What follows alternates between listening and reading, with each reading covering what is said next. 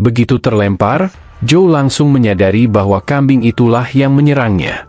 Ia mendecak kesal, bertanya-tanya kenapa makhluk licik itu menyerang dari belakang. Joe berspekulasi bahwa mungkin kambing itu tahu ia tak bisa menyerang langsung di wilayah Gunung Laojun, jadi memilih mendorongnya masuk ke tempat ini. Tiba-tiba, tanaman di tangan Joe menghilang dan seluruh tubuhnya mulai ditumbuhi tunas-tunas tanaman. Joe menggerutu, kalau begini terus, gue bisa jadi sayuran di rak Alfamart. Dengan cepat, ia mengaktifkan esensi Immortal Sutra. Untungnya, energi esensi itu berhasil membakar akar-akar tersebut. Ia termenung, situasi ini mengingatkannya pada pengalaman di kuil Buddha kecil. Ia sadar, untuk melawan kekuatan aneh ini, ia butuh teknik energi esensi yang lebih khusus. Sementara itu, di tempat lain, kambing besar itu tampak merasakan sesuatu, mungkin karena Joe barusan mengaktifkan esensinya. Kembali ke Joe, kabut tebal di sekeliling membuatnya kesulitan melihat arah. Ia bingung harus kemana. Tiba-tiba, makhluk kambing itu muncul lagi dan memandang Joe. Awalnya Joe merasa gugup, bertanya-tanya apa lagi yang diinginkan makhluk itu.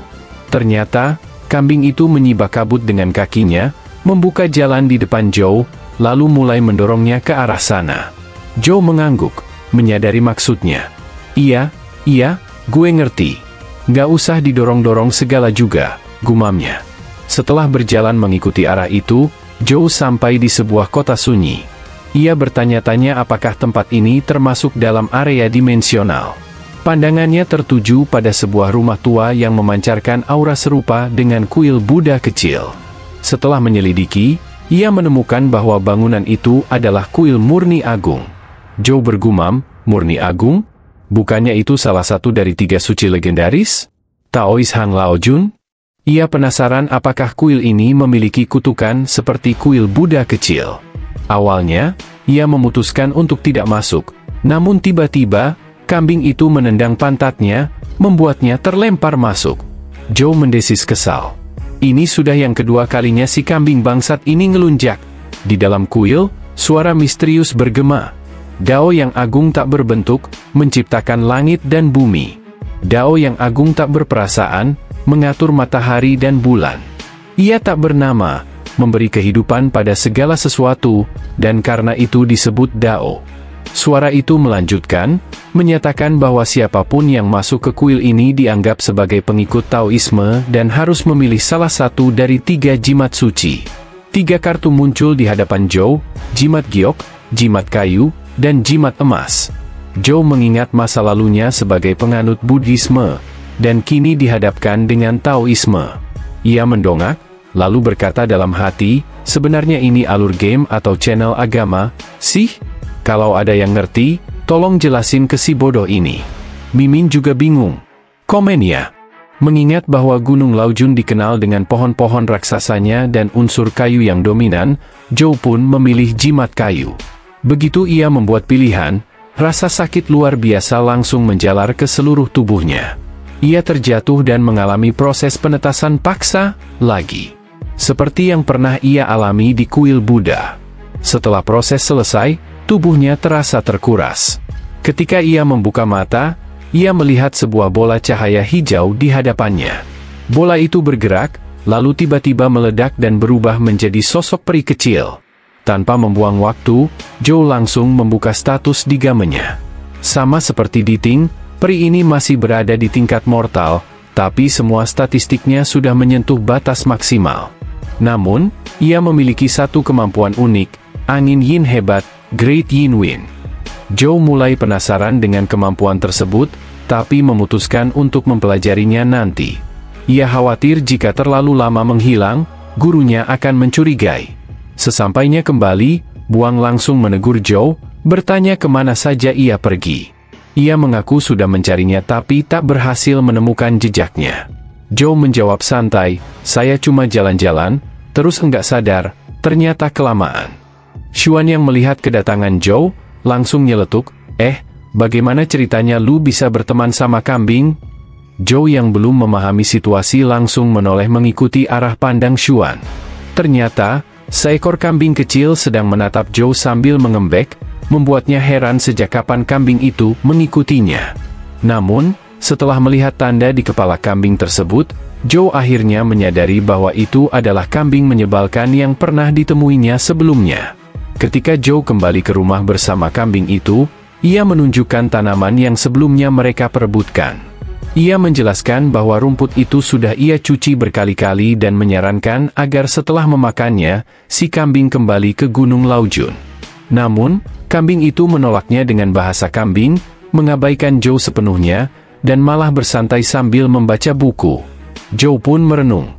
Makhluk itu tampaknya memang berniat mengikutinya dan tidak ingin pergi. Ia duduk dan berharap bisa menemukan cara untuk membebaskan diri dari situasi ini melalui game. Awalnya, ia berpikir bahwa dunia dalam game akan seaman dunia nyata. Tapi begitu masuk, ia langsung dibunuh oleh makhluk dimensional. Satu-satunya perbedaan mencolok antara game dan kenyataan adalah bahwa ia memasuki gerbang itu bersama kambing ini, secara fisik, dari dunia nyata. Ia menyimpulkan bahwa makhluk itu, meski menyebalkan, jelas bukan makhluk biasa. Walaupun tidak memahami alasannya, Joe akhirnya memutuskan untuk memeliharanya karena ia juga tidak punya pilihan lain. Petualangannya berlanjut di Menara Dewa Api, kali ini ditemani peri bernama Priisang. Saat musuh mulai berdatangan, ia meminta peri untuk menggunakan angin yin hebat. Peri itu meluncurkan serangan, dan ketika angin itu mengenai musuh, Joe sangat terkesan dengan efektivitasnya. Dingin ekstrim dari angin tersebut sangat ampuh melawan burung api dari kuil Dewa Api. Namun, ia juga menyadari bahwa peri itu kelelahan hanya setelah satu serangan. Serangan angin yin hebat mencakup area luas dan jika digunakan secara strategis, bisa menghancurkan banyak burung api sekaligus di puncak kuil. Karena itu, Joe memutuskan untuk mengumpulkan burung-burung api terlebih dahulu, agar serangan berikutnya lebih efektif. Ia maju ke depan dan memanggil semut terbang untuk bergabung ketika burung-burung mulai menyerang. Dengan bantuan mereka, Joe mencoba melawan balik. Tapi ia sadar bahwa pertempuran ini tidak akan semudah yang ia bayangkan. Baik dia maupun peri bisa saja dikepung sebelum berhasil mengumpulkan musuh. Agar tidak kewalahan, Joe menyadari bahwa ia perlu meningkatkan kelincahan. Ia pun memutuskan untuk mencari teknik esensi gerakan kaki yang cocok. Setelah membaca berbagai komentar dan ulasan, ia berencana mengunjungi perpustakaan untuk mencari informasi lebih lanjut. Sementara itu, kambing kecil itu menarik perhatian Joe dengan suara-suara aneh, lalu menunjukkan gambar sayuran yang diinginkannya. Joe hanya menggeleng dan berkomentar bahwa kambing itu benar-benar tahu cara menikmati hidup. Setibanya di perpustakaan, Joe mulai membaca berbagai buku tentang teknik gerakan esensi. Ia menyadari bahwa beberapa teknik tidak cocok untuknya, seperti teknik Fish to Dragon, yang mirip kilatan sayap perak, cepat, tapi sangat boros energi. Ia mencoret semua teknik yang terlalu boros atau tidak stabil. Akhirnya, ia menemukan teknik Dragon Gate Flight yang tampak cocok. Digambarkan dalam lukisan seorang dewi yang melayang ringan, teknik ini memungkinkan tubuh menjadi ringan, gesit, dan bisa bertahan dalam jangka panjang, meski tidak benar-benar bisa terbang. Lokasi Gua Gerbang Naga, tempat asal teknik itu, berada di Luoyang. Joe pun berencana mengunjunginya keesokan harinya. Namun, ketika melangkah keluar dari perpustakaan, seekor makhluk dimensional tiba-tiba menerobos lantai dan muncul di hadapannya. Joe terkejut. Bagaimana makhluk sekelas itu bisa berada di dalam kota? Makhluk itu langsung menyerang, tapi Joe berhasil menghindar dengan melayang ke udara.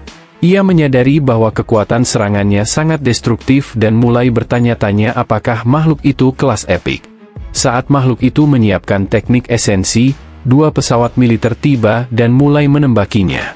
Seorang pria misterius muncul dan berkata, "Sudah sejauh ini kau lari, mau kemana lagi?" Ia langsung menyerang dengan petir. Petir itu menghantam makhluk tersebut, membuat darah hijau kentalnya terciprat mengenai Joe. Joe hanya bisa pasrah, bermandikan cairan lengket dan kemungkinan berbau busuk. Pria itu mendekat dan menanyakan kondisi Joe. Joe mengangguk dan bertanya tentang situasi yang terjadi. Pria tersebut menjelaskan bahwa makhluk itu adalah beast pendamping yang mengamuk karena majikannya mengalami penyimpangan dalam kultivasi.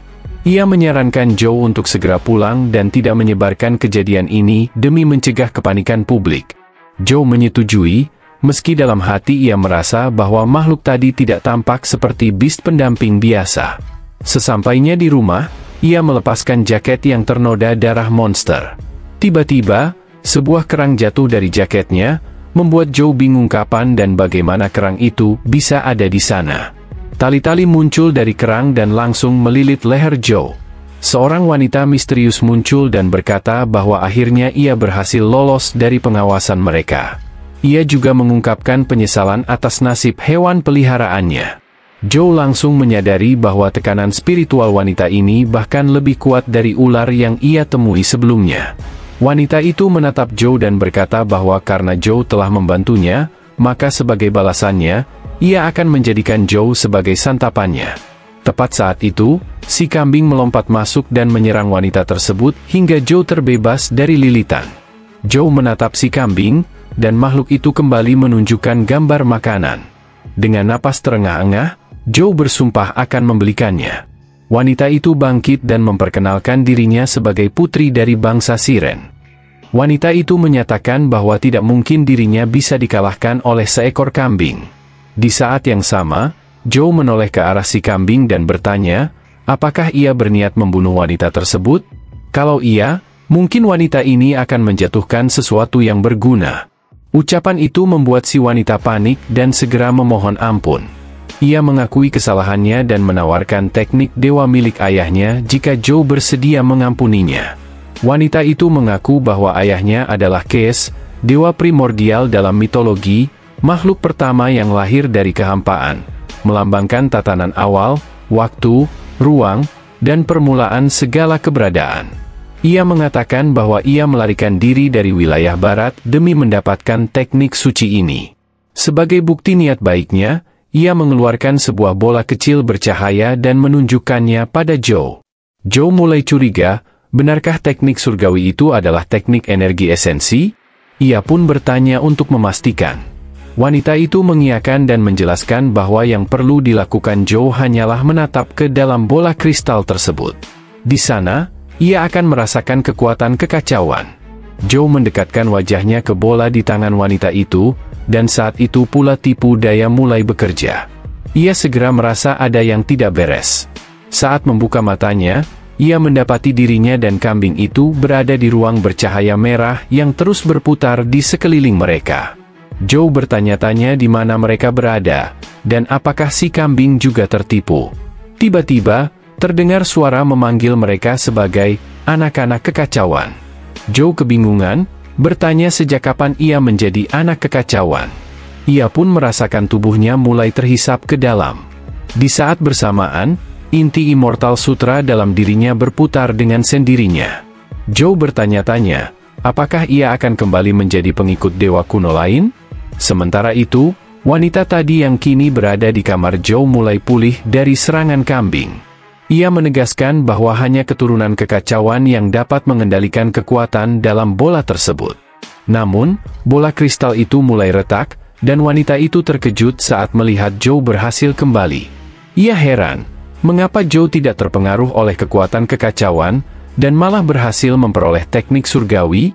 Di saat itu, kambing datang melompat dan menghantam wanita tersebut. Dalam sekejap, wanita itu berubah menjadi abu. Joe menatap bola kristal itu, menyadari bahwa ruang dalamnya kini kosong karena kehilangan ilmu surgawi. Ia mencoba menyerap si kambing ke dalam bola itu, tapi gagal. Sebaliknya, kepalanya justru dihantam oleh si kambing. Joe mulai menduga bahwa ruang dalam bola itu masih aktif, dan kemungkinan bisa digunakan seperti inventory. Setelah beberapa saat, ia kembali membawa sayuran yang diinginkan kambing itu, berniat memintanya tinggal di rumah. Namun, kambing itu langsung mengusir Joe keluar. Joe memeriksa ponselnya dan menemukan berbagai informasi di forum tentang Gua Gerbang Naga. Ia membaca bahwa gua itu memiliki banyak cabang, dan mempertimbangkan mencari tanda Dungeon untuk mengetahui gua mana yang menyimpan teknik terbang. Saat hendak berangkat, Joe bertemu Wang Lu, yang menyapanya dengan sebutan, Joe si aneh. Joe membalas sapaannya dan bertanya apakah boleh memanggilnya Xiao. Xiao mengangguk setuju, lalu bertanya kemana Joe pergi pagi-pagi begini. Joe menjawab bahwa ia hendak menuju gua gerbang naga. Xiao tampak bersemangat dan berkata bahwa ia juga sedang berlatih di sana. Ia mengusulkan agar mereka pergi bersama, dan Joe setuju. Xiao kemudian memberitahu bahwa ia baru saja memenangkan kendaraan dari acara lotre TV. Joe penasaran, maksudmu sepeda? Namun begitu mereka keluar rumah, Joe tercengang melihat sebuah pesawat kecil parkir di depan mereka. Ia bertanya, jangan-jangan kamu anak koruptor di Indonesia? Tapi Xiao hanya menjawab santai, memangnya aneh kalau menang helikopter dari lotre. Adegan pun berpindah ke area dimensi gua gerbang naga. Joe dan Xiao tiba di lokasi yang luas, dipenuhi banyak orang yang kebingungan memilih gua mana yang akan mereka masuki. Beberapa bahkan sedang bernegosiasi. Joe terkesima melihat betapa luasnya gua itu dan bertanya-tanya apakah akan ada tanda Dungeon di sana. Xiao bertanya apakah Joe juga datang untuk misi tertentu. Joe mengangguk dan mengatakan bahwa ia sedang mencari teknik lambungan naga langit. Xiao menjelaskan bahwa teknik itu biasanya diperoleh dari monster naga langit, dan kebetulan, ia juga menargetkan monster yang sama. Xiao menyebut bahwa ia sedang mencari rekan tambahan dan mengajukan kesepakatan kepada Joe. Ketika Joe bertanya seperti apa kesepakatannya, Xiao menjelaskan bahwa ia ingin membunuh beast lambungan naga langit, dan sebagai imbalannya, Joe akan mendapatkan kristal teknik esensi yang dijatuhkan oleh monster tersebut. Joe setuju, namun ia juga merenung bahwa tidak ada jaminan kristal itu akan jatuh seperti yang ia harapkan. Ia pun bertanya-tanya bagaimana Xiao bisa begitu yakin bahwa benda itu akan jatuh. Beberapa saat kemudian, mereka tiba di Gua Ratai dan melihat beast lambungan langit. Xiao memberi instruksi kepada Joe untuk merekam pertempuran itu dengan indah, lalu menyerahkan ponselnya. Xiao langsung meluncurkan serangan sambil terbang, dan Joe pun ikut terbang untuk merekam. Dalam hati, Joe berpikir bahwa ternyata Xiao memang membutuhkan seorang kameramen. Saat beast menyerang, Xiao berhasil menghindar dan segera membalas serangan. Sementara itu, Joe melihat sebuah tanda Dungeon di area tersebut. Setelah berhasil mengalahkan beast, Xiao menyerahkan kristal yang berisi teknik lambungan naga langit kepada Joe dan bertanya berapa lama waktu yang dibutuhkannya untuk mengalahkan monster itu. Joe menjawab, 1 menit 5 detik. Ia takjub pada keberuntungan gila Xiao yang langsung mendapatkan kristal keterampilan langka pada percobaan pertamanya. Namun, Xiao hanya mengomentari bahwa 1 menit 5 detik adalah waktu yang terlalu lama. Tiba-tiba, seseorang datang dan bertanya apakah Xiao kesini untuk memecahkan rekornya lagi. Xiao mengakui bahwa kali ini ia gagal. Orang itu adalah Huang Ji, senior dari Universitas Sunset. Huang lalu memperkenalkan seorang pria lain dan mengatakan bahwa rekornya kini telah dikalahkan oleh orang ini, Feng, murid rekrutan spesial Universitas Sunset. Xiao terkejut mengetahui bahwa Feng juga kuliah di universitas yang sama. Sementara itu, Joe bertanya apakah mereka akan melanjutkan penjelajahan atau tidak. Huang menjelaskan bahwa Feng sudah memiliki makhluk legendaris, yaitu Raja Surgawi Pedang Kilat, ditambah dengan teknik pedang terspesialisasi, sehingga tidak ada gunanya bersaing dalam hal kecepatan dengannya. Namun, Xiao mengatakan bahwa ia berencana menjelajahi gua-gua lain, lalu menanyakan rencana Joe. Joe menjawab bahwa ia hanya akan menjelajahi area sekitar. Huang kemudian mengatakan bahwa ia ingin membicarakan investasi sebelumnya, tapi Xiao mengabaikannya dan terus melangkah pergi. Meski begitu, Huang tetap mengikuti, bertekad untuk membahasnya. Kini tinggal Feng dan Joe yang saling berhadapan. Feng berkomentar bahwa ia pernah melihat video Joe saat mengalahkan Jenderal Iblis yang terdeteksi, dan ia sangat terkesan dengan kekuatan Joe. Feng mengakui bahwa awalnya ia meragukan ucapan gurunya yang menyebut Joe sebagai pemalas. Namun ia tidak menyangka bahwa Joe akan berperan sebagai kameraman, dan hal itu membuatnya merasa sedikit malu. Huang menenangkan Joe, mengatakan bahwa ia tidak perlu terlalu memikirkan komentar Feng. Menurutnya, meskipun Feng adalah orang baik, kadang-kadang otaknya bisa juga konslet. Joe merenungi sikap Feng dan menyimpulkan bahwa orang itu memang agak brengsek. Namun ia lega karena semua orang kini telah pergi. Menurut Joe, Inilah saat yang tepat untuk mendapatkan Dungyeon baru, Gua Gerbang Naga. Ia mulai berjalan-jalan dan tak lama kemudian melihat Huang duduk di lantai sambil memanggil orang-orang untuk melihat barang dagangannya. Zhou menyapa, dan Huang langsung mengenalinya. Zhou bertanya, apakah senior juga membuka lapak di sini? Huang mengonfirmasi dan menjelaskan bahwa ia menjual telur makhluk legendaris Qilin. Ia pun menawarkan satu pada Zhou. Huang menjelaskan bahwa Qilin memiliki atribut batu dengan statistik luar biasa, serta keterampilan esensi bernama kulit batu, yang memberinya pertahanan tinggi meski daya serangnya agak lemah. Dalam kasus langka, Qilin bisa menetas dengan keterampilan surgawi tubuh tirani Qilin, sebuah teknik tingkat tinggi yang mampu mengubah kekuatan defensif menjadi kekuatan serangan, menjadikannya salah satu makhluk terbaik di kelas legendaris. Huang menawarkan harga spesial kepada Zhou, 200.000 poin dimensi per telur, dan bertanya apakah Zhou ingin mencoba keberuntungannya. Namun, Zhou balik bertanya, atas dasar apa senior bisa berpikir kalau aku punya uang sebanyak itu? Huang tampak kecewa, karena ia mengira Zhou pasti kaya, mengingat ia datang bersama Xiao. Zhou memindai telur-telur tersebut dan mencatat bahwa ia sudah memeriksa lebih dari 10 telur menggunakan ponselnya, namun semuanya hanya memiliki keterampilan kulit batu. Ia pun mengakui bahwa tubuh tirani Qilin memang sangat langka. Zhou memuji kekuatan sang senior, mengatakan bahwa jika memiliki telur Qilin sebanyak itu, berarti ia pasti bisa menghancurkan pertahanan Qilin dengan mudah. Saat itu, Xiao tiba dan berkomentar bahwa hal itu tidak mengherankan. Huang hanya bisa tertawa malu. Xiao menyebutkan bahwa Huang saat ini berada di peringkat pertama di kampus mereka. Huang melihat Xiao kembali, lalu bertanya apakah ia ingin membeli telur Qilin. Namun, Xiao menolak sambil mengatakan bahwa ia lebih suka hewan peliharaan yang lucu. Melihat tingkahnya, Zhou mulai meragukan apakah benar Huang adalah orang terkuat di kampus mereka. Zhou menambahkan bahwa jika senior Huang disubsidi oleh kampus, seharusnya ia memiliki banyak uang. Jadi mengapa ia masih juga menjual telur-telur pendamping itu? Huang menjelaskan bahwa ia sedang mengumpulkan dana untuk mengembangkan sebuah game, lalu menunjukkan prototipenya kepada Zhou. Setelah melihatnya, Zhou mencatat bahwa game itu sangat burik dan sering nge-lag.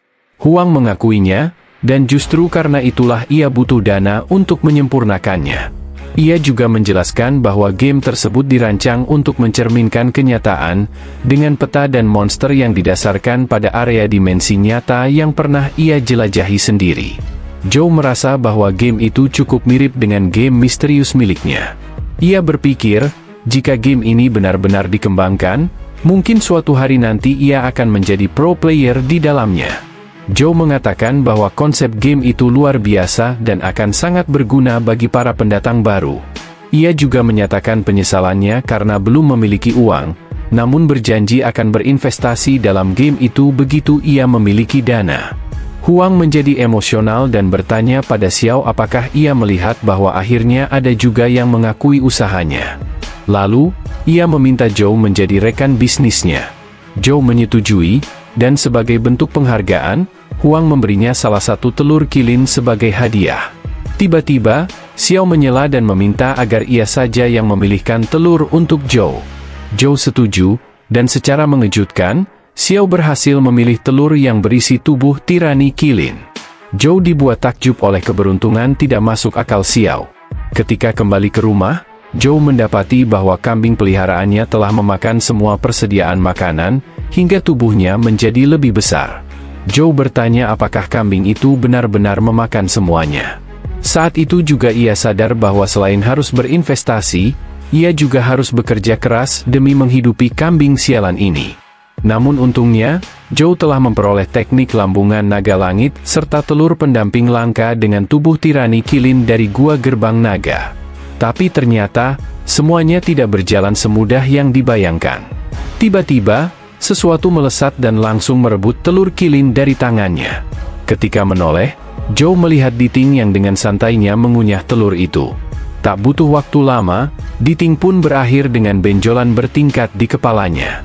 Kesal, Zhou masuk ke dalam game sambil menghela napas. Di sana, ia melihat Buddha Hartotus dengan pola darahnya dan menyadari bahwa ia datang di waktu yang tepat.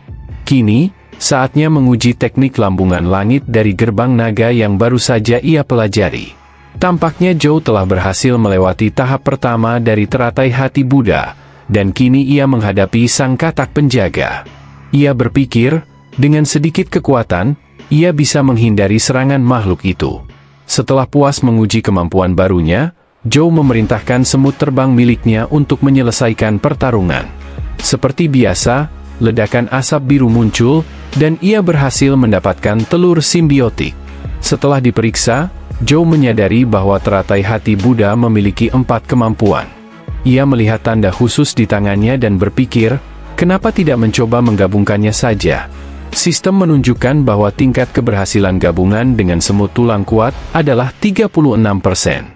Zhou langsung menyetujuinya, karena menurutnya, walau kemungkinannya hanya sepertiga, jika semut kerangka yang kini terluka parah itu berhasil berevolusi, semuanya akan sepadan. Proses pun dimulai. Zhou ikut merasakan efek penggabungan dan berteriak menyemangati semutnya agar berhasil. Untungnya, penggabungan itu sukses, semut kerangka berevolusi menjadi semut lotus. Zhou memeriksa profilnya dan sangat terkejut melihat statistiknya yang melampaui makhluk-makhluk legendaris lainnya. Bahkan, semut lotus ini mewarisi semua kemampuan dari lotus Buddha Hartotus dengan pola darah. Zhou sangat ingin memanggilnya, tapi ia ragu karena jika ukuran semut itu sama besar dengan semut kerangka sebelumnya, maka kamar kosnya bisa hancur. Tiba-tiba, ia teringat bahwa ia masih memiliki Dungeon baru, dan dengan penuh semangat, ia langsung masuk untuk mencoba kekuatan baru semut lotus. Sesampainya di gua ratai dalam gerbang naga, seekor beast naga langit sudah menunggunya. Zhou segera memanggil semut lotus dan memerintahkannya untuk menyerang. Saat monster itu meluncurkan serangan, semut lotus mengeluarkan teknik katak berbisa untuk menjatuhkannya, lalu langsung melanjutkan dengan tusukan kerangka, combo cepat dan mematikan. Sementara itu, Zhou merasa sedikit ngeri melihat betapa brutal gaya bertarung semut lotus. Setelah monster itu dikalahkan, ia menemukan sebuah telur pendamping.